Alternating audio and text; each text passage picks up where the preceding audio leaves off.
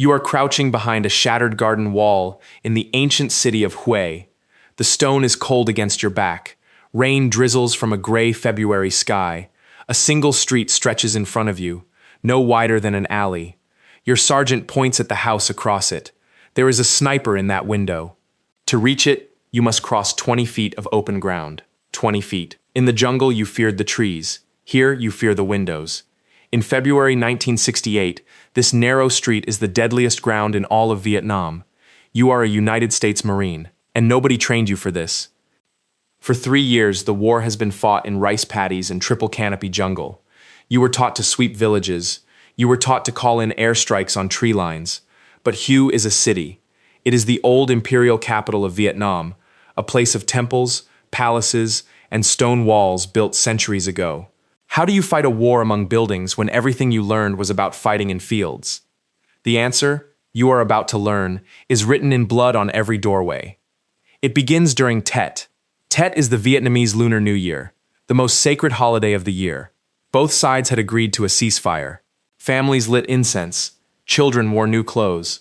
Then, in the early hours of January 31st, the guns opened up across the entire country. This is the Tet Offensive. More than 80,000 North Vietnamese Army and Viet Cong fighters attacked over 100 towns and cities at once. The NVA is the regular army of North Vietnam. The Viet Cong are the guerrilla fighters of the South. And at Huế, they did not just raid, they stayed. By dawn, a gold-starred flag of the National Liberation Front flew over the Citadel. The Citadel is a massive fortress in the heart of the city, ringed by stone walls up to 20 feet thick. Inside it sits the old imperial palace of the Nguyen emperors. 10,000 enemy soldiers had poured into Huế overnight. They dug in. They fortified every window and every rooftop. When the first Marines were sent to clear out a few snipers, they had no idea. They were walking into the largest urban battle American troops had fought since the Korean War. You arrive with the 1st Battalion, 5th Marines. You cross the Perfume River, the wide, slow river that splits the city in two. The bridges are contested. The riverbanks are killing zones. As your truck rolls into the city, the men who were here before you stare back with hollow eyes. One of them says only one thing: it's bad in there. You grip your M16 rifle tighter. The M16 is your standard weapon, light and fast firing. But in the ruins ahead, you will learn that firepower alone means nothing without cover. The fighting is measured in feet, not miles. Your squad learns a brutal new arithmetic. To take a single block, you must take every house. To take a house, you must take every room. You blow a hole through a courtyard wall with a rocket launcher rather than step into the street. You toss a grenade through a doorway, wait for the blast, then rush in firing. The enemy does the same to you. A room cleared at noon may be enemy held by nightfall. Have you ever fought for the same staircase twice in one day? The historian Mark Bowden, who interviewed survivors from both sides for his book on this battle, wrote that Huế turned ordinary Marines into experts at a kind of warfare America had forgotten. There were no front lines. The enemy was above you, beside you, and sometimes below you. A church steeple that sheltered a wounded man in the morning held a machine gun by afternoon. You stop trusting open spaces. You start living inside walls. Captain Myron Harrington commanded a company inside the Citadel. He later described the strange intimacy of it all. He said you could smell the enemy. You could hear them talking on the other side of a wall. Death was so close it felt personal. This was not the impersonal war of bombs dropped from 30,000 feet. This was a fight where you saw the face of the man trying to kill you, and where he saw yours. Your commanders are desperate. They cannot use their greatest weapons. Napalm and heavy bombs risk killing the very civilians and the historic city they are trying to save. So at first, they hold back. But the Marines are being cut to pieces. Slowly, the rules change. Tanks rumble down the boulevards, only to be knocked out by recoilless rifles firing from windows. A strange, squat vehicle called the Ontos appears, bristling with 6 recoilless rifle barrels. It fires a wall of steel that can collapse an entire building's face in a single blast. Why destroy a 1,000-year-old palace to save it? Because there is no other way to root out a dug-in enemy. You learn to use tear gas. You learn to fight through smoke. You learn to drag your wounded backward by their harness straps because no medic can stand upright in the open. Your uniform is soaked with rain, sweat, and the grime of pulverized stone. You have not slept in 2 days. When you close your eyes, you still see the muzzle flashes. Then there is the smell. As the days drag on, A new horror emerges in the neighborhoods you retake. Fresh earth, disturbed gardens, shallow graves.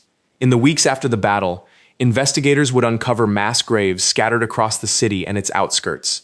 Thousands of Hugh's civilians, teachers, officials, priests, and ordinary families had been rounded up and killed during the occupation.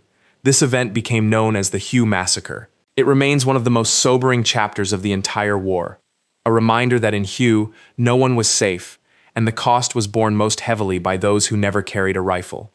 The battle grinds on for nearly a month. The South Vietnamese Army, the ARVN, fights alongside you for the inner citadel. The ARVN is the Army of South Vietnam, your ally.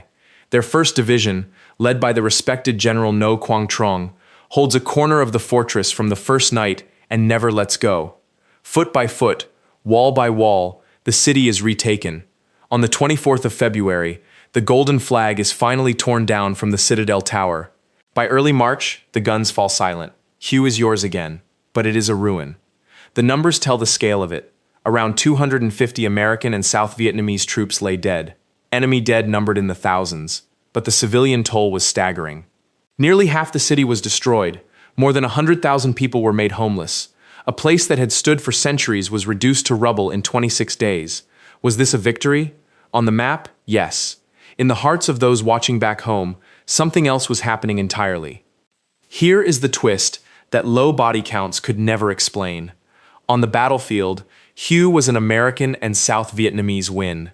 The enemy offensive was crushed. The Viet Cong, in particular, suffered losses so heavy they never fully recovered as a fighting force.